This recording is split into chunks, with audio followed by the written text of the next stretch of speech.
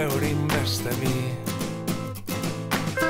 itzurrin bat hauren zen. Bueno, dakizun moduan, sareren helburu nagusia euskal preso iheslari eta deportatuen oinarrizko giza eskubideen alde lan egitea da.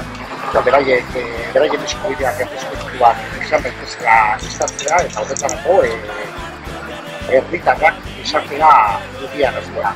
Zehazki momentu honetan gure helburu nagusia da dispersioarekin batzea.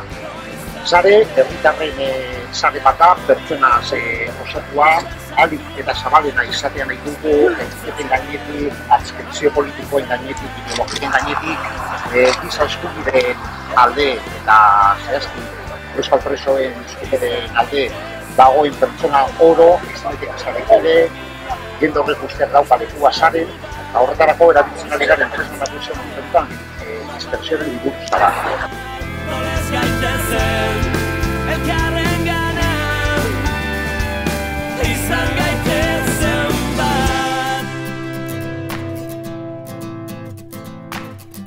Dispersioaren inguruzaren helburua da dispersioa zer den azaltzea guztiari. Horretarako 500.000 inguruzkatera ditu eta helburua da mundu osoan zabaltzea.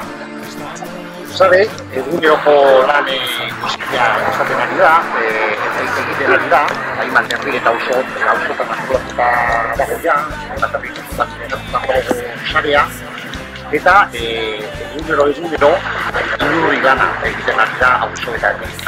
Lan hori gehienetan ez da ikusten, orduan, helburua zen asteburu honetan, sarrastea egiten ari lan hori.